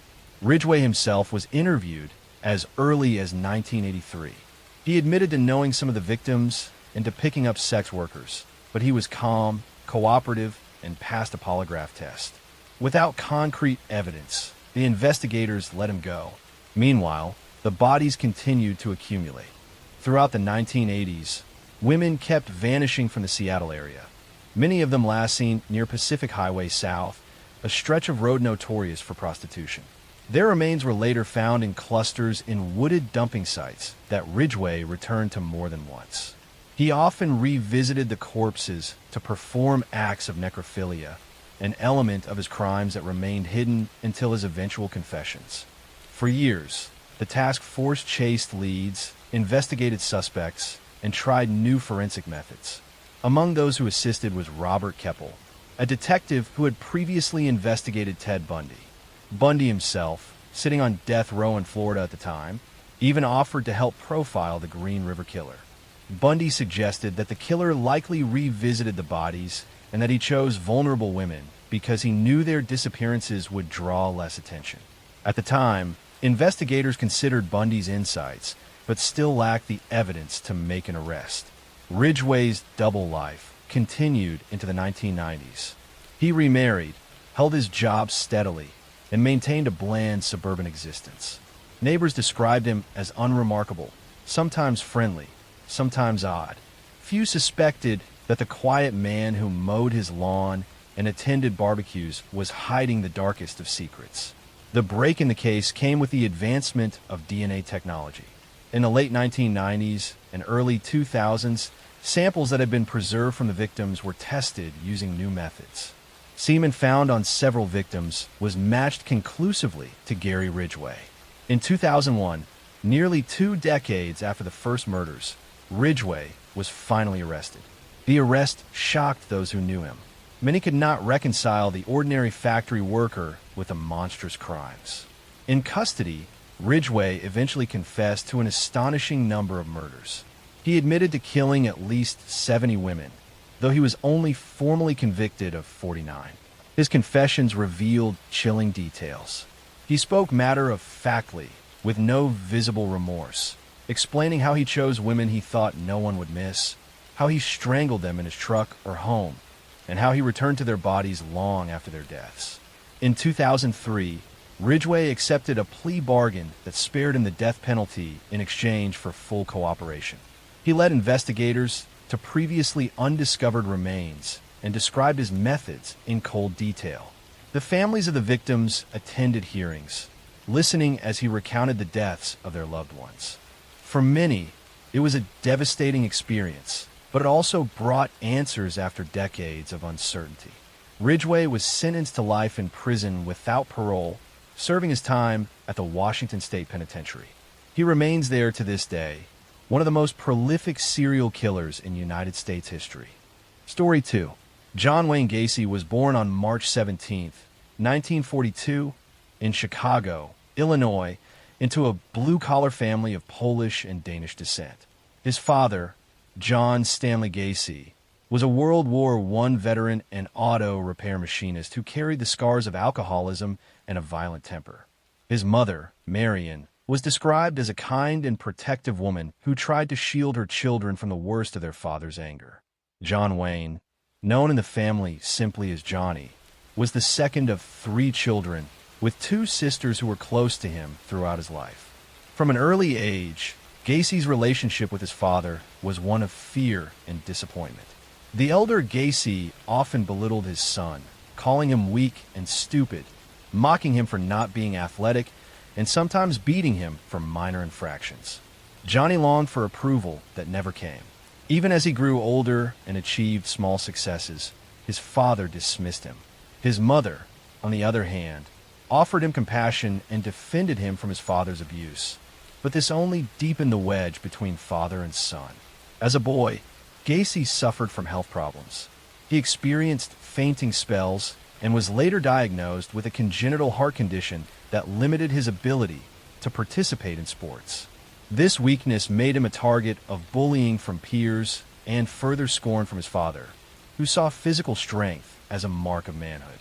These early wounds of rejection and humiliation would stay with him for life. Despite his struggles, Gacy showed an ability to charm and make friends. He had a sociable nature and often tried to win people over with humor and friendliness. By his teenage years, he became active in community organizations, working in grocery stores, and showing leadership qualities that impressed many around him. Yet behind this affable exterior, he carried secrets of confusion about his identity, his desires, and his insecurities. After finishing high school, Gacy moved through a series of jobs, eventually finding work in management positions. He married his first wife, Marlyn Myers, in 1964, and the couple settled in Waterloo, Iowa, where her family owned a chain of Kentucky Fried Chicken restaurants. Gacy managed 3 of these restaurants, earning a good salary and presenting himself as a respectable young businessman. He joined the JCs, a civic organization where he rose quickly through the ranks, known for his enthusiasm and his ability to get others involved. But beneath this respectable exterior, Gacy harbored dark impulses. In 1968, he was charged with sexually assaulting a 15-year-old boy, an offense that shattered the image he had worked so hard to build. He was sentenced to 10 years in prison, and his wife divorced him, taking their 2 children and severing all ties. After serving just 18 months, Gacy was released in 1970 for good behavior.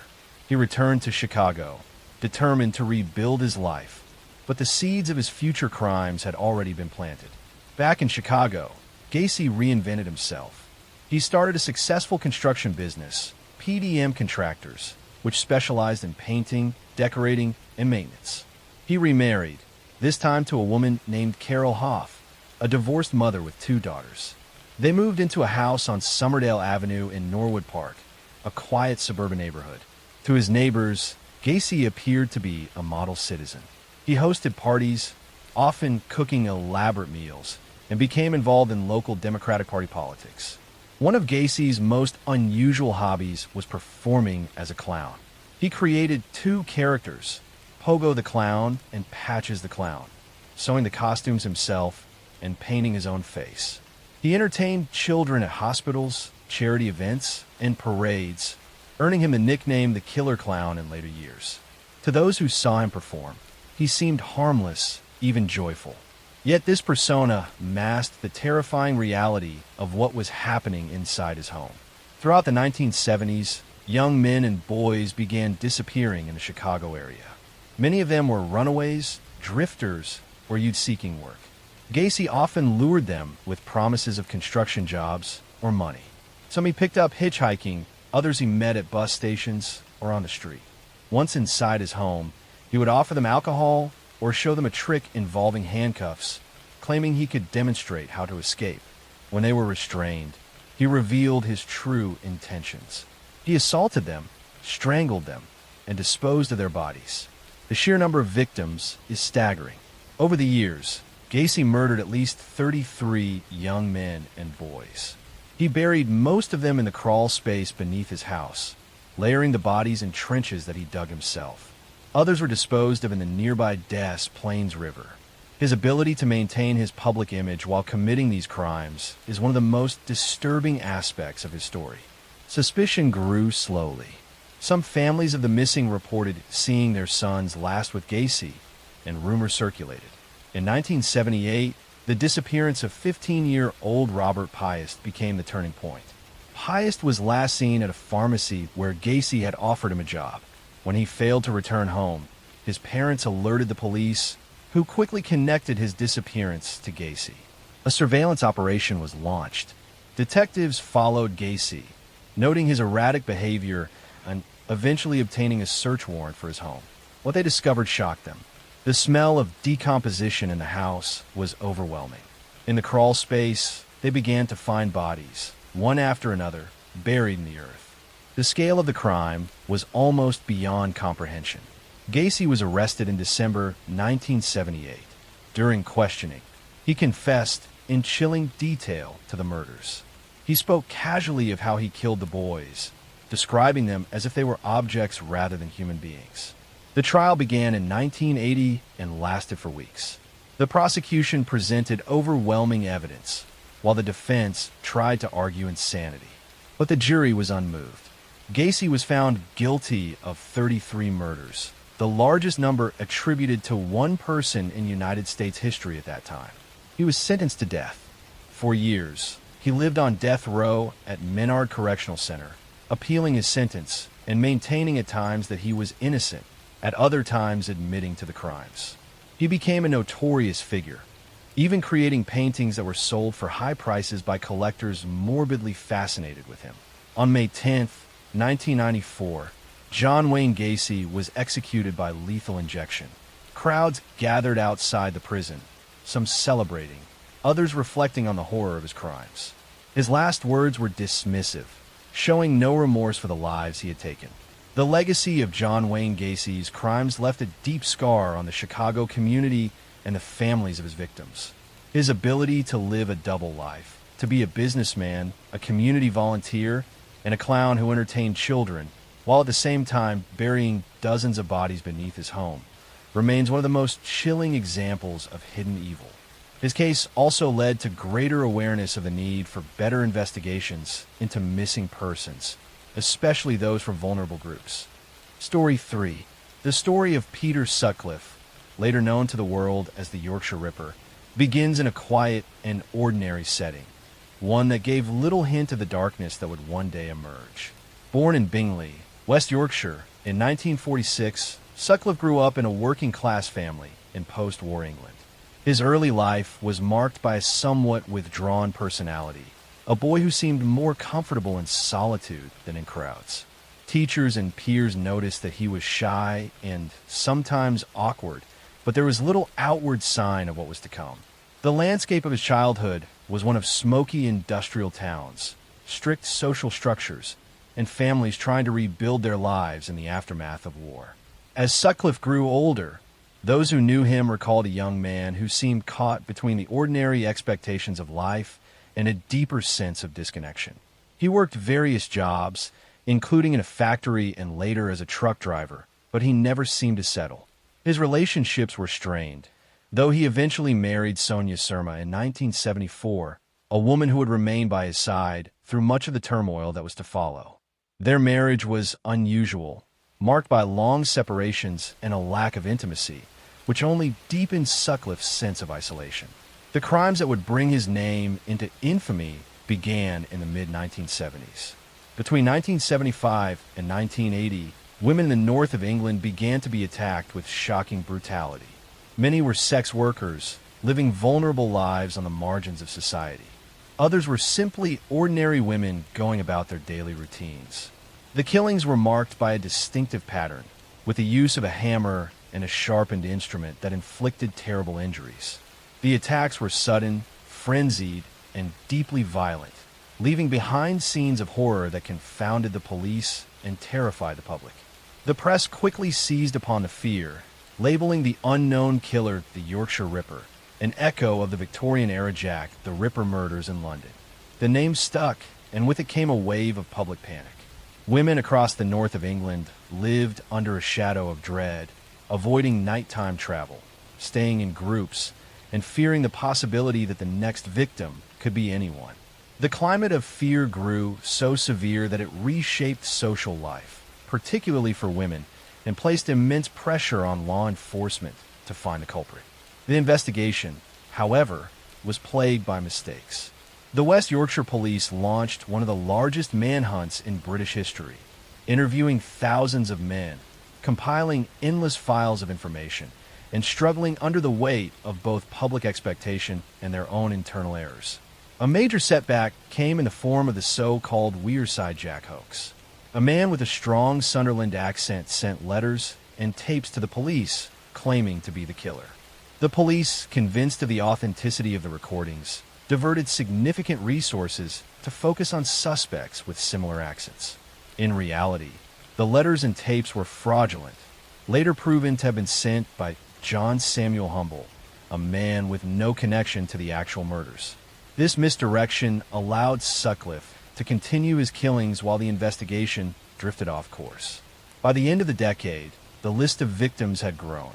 Women such as Wilma McCann, Emily Jackson, Irene Richardson, Patricia Atkinson, Jane MacDonald, and many more had lost their lives in horrifying circumstances. Some victims were young women with children, others elderly, some students or shop assistants. Each case carried with it grief and devastation for families and communities, while the broader society lived with the constant unease of not knowing when or where the killer would strike next. Despite being interviewed by the police multiple times, Sutcliffe managed to avoid capture. He explained away inconsistencies, charmed his way out of suspicion, and benefited from the disorganization of the investigation. Files were misplaced, connections were overlooked, and the sheer scale of the inquiry left gaps through which Sutcliffe slipped repeatedly.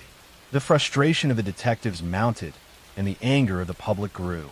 Women's rights groups organized protests, demanding greater safety and accountability, and criticizing the police for failing to protect the vulnerable. The breakthrough finally came in January 1981.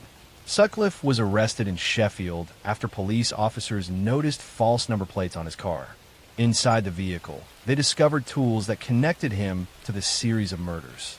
Further investigation revealed bloodstains, weapons, and other evidence that left little doubt as to his guilt. Once in custody, Sutcliffe confessed to many of the murders, speaking in a detached and almost casual manner that shocked investigators. He claimed that he had been commanded by voices, a supposed divine directive to rid the world of prostitutes. Whether this was a genuine delusion or an attempt to craft a defense is still debated, but it became a central element of his trial. In May 1981, Sutcliffe stood trial at the Old Bailey. The proceedings gripped the nation as the court heard testimony about the murders, the botched investigation, and Sutcliffe's mental state.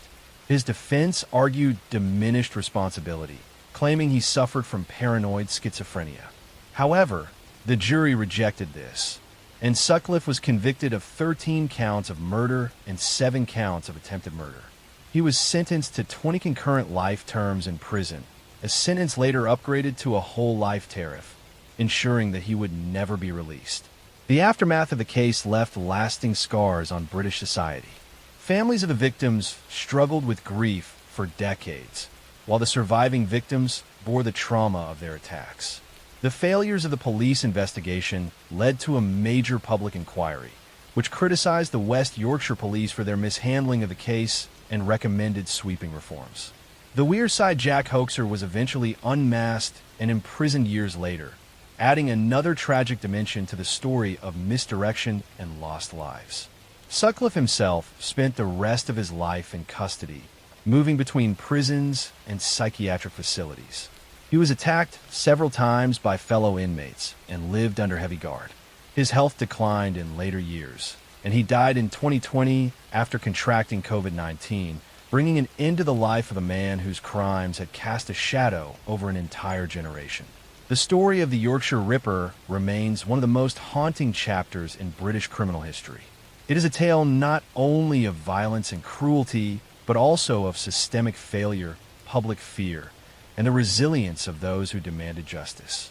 It reveals how the actions of one man can alter the lives of countless others, and how institutions meant to protect can falter under pressure.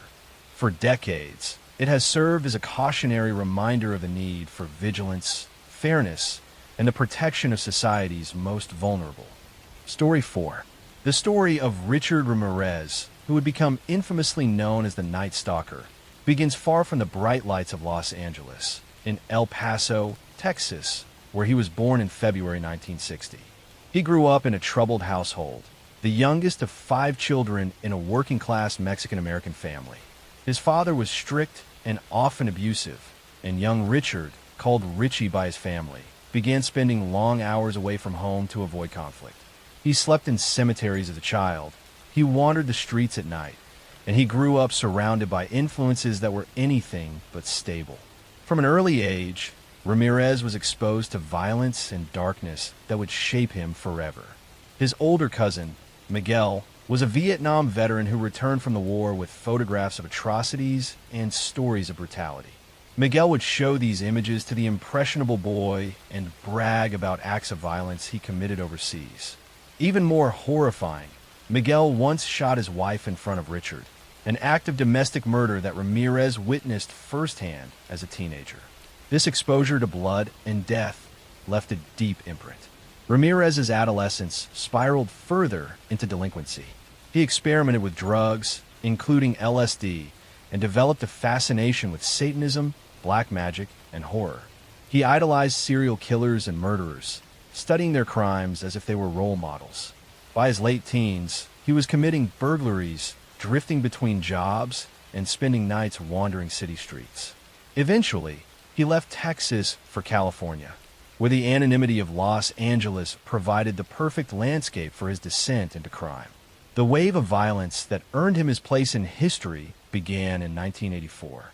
The first known murder linked to him was that of Jenny Vincow, a 79-year-old woman who was brutally attacked in her Los Angeles apartment. Her death bore the hallmarks of the savagery that would characterize many of his crimes: forced entry, overwhelming violence, and sexual assault. At first, the murder seemed isolated, but within months, the pattern grew. In 1985, Los Angeles was gripped by terror. Ramirez embarked on a spree of home invasions, murders, rapes, and assaults that appeared almost random in their targets. He attacked the young and the elderly, men and women, people of different races and backgrounds. No one felt safe because there was no clear profile of who might be next. He entered homes at night, often through unlocked windows or doors, and his victims woke to unspeakable violence. Some were shot, others stabbed, many bludgeoned. He left behind scenes of horror that investigators struggled to connect at first, but soon the public and police alike realized they were facing one of the most sadistic criminals in modern American history. Ramirez developed a ritualistic pattern. He used guns, knives, or blunt objects.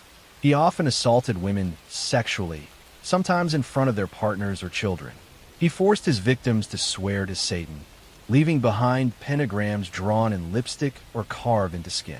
The press seized on these satanic connections, fueling fear that the Night Stalker was not merely a murderer, but part of something even darker.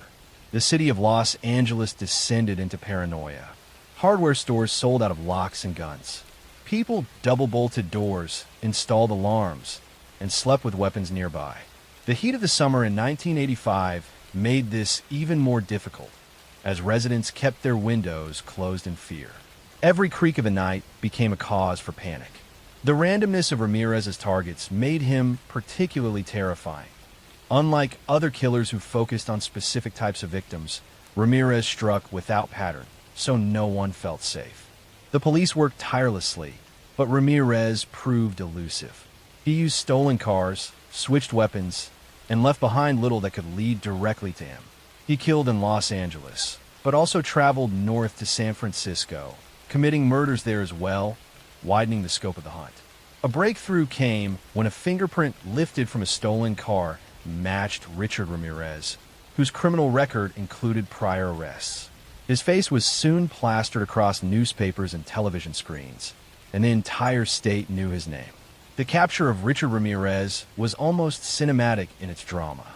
In August 1985, a resident in East Los Angeles recognized Ramirez from a newspaper photo. By chance, Ramirez had entered a local store and noticed his own face staring back at him from headlines. He attempted to flee, but was chased by a group of local residents. They cornered him, beat him, and held him down until police arrived. The Night Stalker had been brought down not by elite detectives, but by ordinary citizens who refused to let him escape. His trial was one of the most sensational in American history.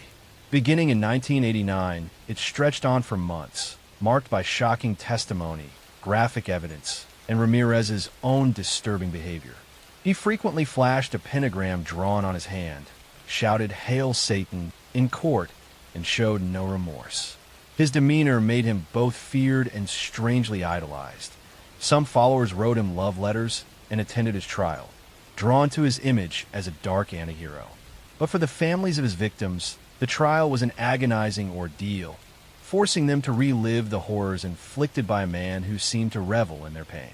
Ultimately, Ramirez was convicted of 13 murders, 5 attempted murders, 11 sexual assaults, and 14 burglaries. The evidence was overwhelming, and the jury sentenced him to death. He was sent to San Quentin State Prison, where he would remain for the rest of his life. Even in prison, Ramirez remained a figure of fascination and revulsion. He married a woman who had written to him while incarcerated, though their relationship eventually faded. He lived under the shadow of execution for more than 2 decades, appealing his conviction but never escaping his fate. In 2013, before his death sentence could be carried out, he died of complications related to B-cell lymphoma, ending his life behind bars. The legacy of Richard Ramirez's crimes is one of terror, sorrow, and unanswered questions. His victims and their families live with scars that never fully heal. The communities he terrorized remember the summer of 1985 as a time when fear was constant, when the Night Stalker seemed to be everywhere and nowhere at once. His case also changed the way Americans understood crime, highlighting the vulnerability of ordinary households and the randomness of violence. The Night Stalker remains a chilling symbol of predatory cruelty, a man whose actions revealed the darkest corners of human capability. His story endures not because of who he was, but because of the devastating impact he had on countless innocent lives, and a reminder of how fragile safety can be when confronted with evil. Story 5.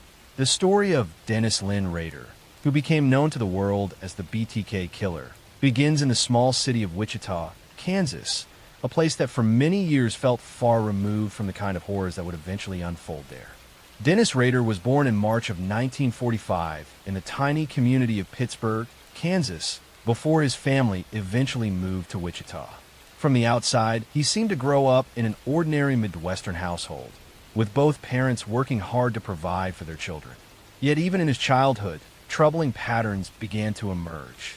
He later admitted that from a young age he experienced violent sexual fantasies, often imagining scenarios where he bound and controlled women. These fantasies never disappeared. Instead, they grew stronger as he matured, becoming the foundation for the crimes that would terrorize Kansas for decades. Rader graduated from high school in 1963 and spent a brief time in college before enlisting in the United States Air Force. He served from 1966 until 1970, and after returning to Kansas, he attempted to live what looked like an ordinary life. He married his wife Paula in 1971, settled down in the Wichita area, found steady work first in a meat packing plant and later with an outdoor supply company, and eventually became a compliance officer for the city of Park City, a suburb of Wichita. He was also active in his church congregation, even serving as president of the church council. To neighbors and colleagues, he seemed strict and somewhat odd, but far from dangerous. No one could have imagined the hidden life he was leading. The first known murders attributed to Rader occurred in January of 1974, when he entered the home of the Otero family in Wichita. Inside were Joseph and Julie Otero and two of their young children. What unfolded that morning was an act of unimaginable violence. Rader bound each member of the family with cords and methodically killed them one by one. The brutality of the Otero murders stunned Wichita and immediately led police to believe a highly dangerous individual was at large. Yet investigators had few leads. There were no suspects, no clear motive, and no connection between the victims and a possible killer. The Otero murders might have remained an isolated tragedy, but soon afterward Rader made it clear he wanted recognition. In October of 1970, a local newspaper received a letter from someone claiming responsibility. The letter described details of the crime scene that only the killer could know. Most chillingly, the writer signed the letter with the initials BTK, standing for bind, torture, kill. That phrase would become inseparable from the crimes and the identity of the man who committed them. Over the following years, Rader struck again. In April 1974, he killed Catherine Bright, a young woman he attacked in her home after following her. 2 years later, in March 1977, he murdered Shirley Vian, a mother whose children he locked in a bathroom while he carried out the crime. In December of that same year, he killed Nancy Fox, an attack he later called one of his most significant. Rader continued to taunt police and media through letters and poems, always signing them BTK. His communications revealed a desire for notoriety and control. He wanted to ensure his crimes would not be forgotten and that his name would instill fear. Despite the communications, investigators struggled to identify the killer. The crimes appeared carefully planned, and the letters revealed a disturbing intelligence. Task forces were formed, tips poured in, but the identity of BTK remained elusive. By the early 1980s, Rader seemed to go quiet. In reality, he had not stopped having violent fantasies, but he began spacing out his attacks, making them harder to connect. In April 1985, he murdered Maureen Hedge, a neighbor who lived just down the street from him. He later confessed to hiding her body in the church where he served as council president, posing her in different positions before disposing of her remains. In September 1986, he killed Vicki Wegerle, leaving behind her husband as the one to find her bound and strangled. At the time, police did not realize this crime was connected to BTK, and it was only later confirmed through DNA evidence. His final known murder occurred in January 1991, when he killed Dolores Davis, again abducting her from her home and leaving her body in a rural area outside Wichita. After that, Rader appeared to go dormant. For more than a decade, there were no known BTK murders, and many in Wichita began to believe the killer had either died or moved away. During this time, Rader continued living his outwardly normal life. He raised 2 children, maintained his job as a compliance officer where he enforced petty city codes with almost obsessive rigor, and remained active in his church. Those who knew him described him as strict, rule-bound, and somewhat controlling, but nothing that pointed to a secret double life as a serial killer. Then in 2004, more than 30 years after the first Otero murders, Wichita received a shock. BTK resurfaced. A local television station received a package containing photographs and a copy of Vicky Wedrell's driver's license, stolen from the crime scene years earlier. This was undeniable proof that the killer was still alive and wanted attention once again. Over the next year, a series of communications arrived at media outlets and police, all from BTK. He sent packages containing crime scene items, letters describing his actions, and puzzles meant to taunt investigators. These new communications proved to be Rader's undoing. In one package, he asked police if they could trace information from a computer floppy disk. Investigators responded publicly through a newspaper ad suggesting it would be safe. When Rader eventually sent a floppy disk, forensic analysis revealed metadata linking the document to Christ Lutheran Church and the name Dennis Rader. Investigators quickly confirmed that DNA taken from Rader's daughter matched evidence preserved from earlier crime scenes. On February 25, 2005, Dennis Rader was arrested near his home in Park City. The news stunned the community. This man who had lived among them for decades, enforcing local codes and serving as a church leader, was now unmasked as the BTK killer. During interrogations, Rader calmly confessed to the murders, describing them in chilling detail. He showed no remorse, instead speaking about them as projects he had planned and executed. Rader was charged with 10 counts of first-degree murder, though he hinted at more crimes that could not be conclusively proven. In court, he pleaded guilty, giving a long and detailed confession that described each murder step by step. His demeanor was cold and matter-of-fact, horrifying the families of victims who listened in the courtroom. In August 2005, Rader was sentenced to 10 consecutive life terms without possibility of parole. He was sent to the El Dorado Correctional Facility in Kansas, where he remains today. His case continues to be studied for the way he maintained a double life, the methods he used to communicate with the public and law enforcement, and the failures and eventual success of the investigation that captured him. The aftermath of the BTK case left lasting scars on Wichita. For decades, families had lived in fear, never knowing who among them might secretly be BTK. The revelation that he was an ordinary neighbor and community leader was almost as terrifying as the crimes themselves. Next story. The story of Eileen Wuornos begins not in the chaos of her crimes, but in the turbulence of her early childhood.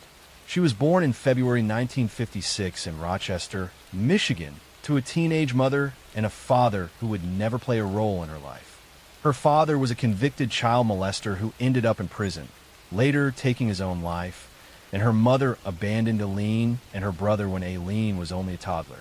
The two children were left to the care of their grandparents, a home that was supposed to provide safety, but instead became another environment of instability and abuse.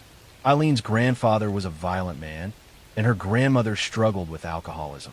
From an early age, Eileen experienced neglect, violence, and exploitation. By the time she was 11 years old, she had already begun trading sexual favors for food, cigarettes, and small amounts of money, surviving in a world that offered her no protection. She became pregnant as a teenager after being assaulted, and her baby was given up for adoption. Soon after, she was expelled from her home, left to survive entirely on her own. Her teenage years unfolded on the margins of society. She hitchhiked across states, lived outdoors, and engaged in sex work to sustain herself. Eileen's life became a cycle of transient relationships, brushes with the law, and survival through whatever means she could find. She was arrested multiple times for theft, fraud, and disorderly conduct. The years hardened her, stripping away any sense of stability or belonging. By the late 1980s, Wuornos was living in Florida, still drifting and surviving as a sex worker along highways. It was there, beginning in 1989, that her violent crimes began. Unlike many serial killers who targeted specific groups for twisted psychological reasons, Wuornos' murders were bound up with her own life circumstances. She claimed she killed men who had picked her up for sex when they became violent or attempted to assault her. But prosecutors would later argue her crimes were calculated robberies, carried out under the guise of self-defense. Her first known victim was Richard Mallory, a 51-year-old man who picked her up along a Florida highway. In December 1989, his body was discovered abandoned in his car, shot multiple times. At first, the murder seemed like an isolated case, but over the next year, more bodies appeared. The victims were all men, found along roadsides or in wooded areas, killed with a gun, and often robbed of their belongings or vehicles. As the body count rose, eventually reaching 7 confirmed murders, fear spread through Central Florida. Police connected the killings by the consistent method and by witness descriptions of a woman seen with some of the victims shortly before their deaths. A key detail helped narrow the search. Wuornos and her lover, Tyria Moore, had crashed one of the victims' cars and fled the scene, leaving behind fingerprints. Those prints were traced back to Wuornos, already known to law enforcement for her long history of arrests. Investigators began a manhunt, but Wuornos was elusive, moving from cheap motels to bars, living in constant motion. In January 1991, police finally caught her at a biker bar in Daytona Beach. She was arrested without incident, though she maintained a tough and defiant demeanor. Her partner, Tyria Moore, became a crucial figure in the case. Pressured by investigators, Moore agreed to cooperate in exchange for immunity. She called Wuornos while under police surveillance, persuading her to confess to the killings. On tape, Wuornos admitted to several murders, repeating her claim that she acted in self-defense against violent clients. Her trial became a national spectacle. In 1992, she was tried for the murder of Richard Mallory, though evidence from other killings was also introduced. The jury heard not only about the crimes, but also about her troubled past, her years of abandonment and abuse. Yet prosecutors argued that her pattern of taking money, possessions, and cars from her victims showed her true motive. After only a short deliberation, the jury found her guilty of murder and she was sentenced to death. In the years that followed, Wuornos faced additional trials for the other murders, each ending in further convictions and death sentences. She became one of the rare women on death row in the United States. Her demeanor in court was unpredictable. At times, she appeared calm and resigned. At other times, she lashed out, shouting at the judge, jury, or prosecutors, declaring her hatred for society and her belief that everyone was against her. Wuornos' story drew wide attention, not just because of her crimes, but because of the complicated questions they raised. Some saw her as a victim of abuse and exploitation, a woman who had been failed by every institution meant to protect her, whose violence was an extension of the violence inflicted upon her. Others saw her as a cold-blooded killer who preyed on men and used her history as an excuse. Her life and crimes became the subject of documentaries, books, and eventually the film Monster, which dramatized her story. But behind the media portrayal was a woman who lived nearly her entire life in pain, anger, and alienation. On October 9th, 2002, Aileen Wuornos was executed by lethal injection at Florida State Prison. She was 46 years old. In her final moments, she gave a rambling statement, referencing outer space, Armageddon, and her belief that she would return. She died quickly, ending a life that had been marked from childhood by violence and instability. The legacy of Aileen Wuornos remains controversial. To some, she symbolizes how cycles of abuse and neglect can create a person capable of great harm. To others, she is remembered simply as a killer who took innocent lives. What is undeniable is that her story stands apart in the history of American crime. A rare example of a female serial killer whose crimes gripped the nation and left behind endless debate about justice, responsibility, and the roots of violence. Her life reminds us how deeply environment and trauma can shape a person, but also how society struggles to reconcile sympathy with accountability. For her victims and their families, the question of motive mattered little compared to the irreversible loss they suffered. For true crime history, the name Aileen Wuornos remains forever etched as both a cautionary tale and a chilling story of violence born from a life of suffering.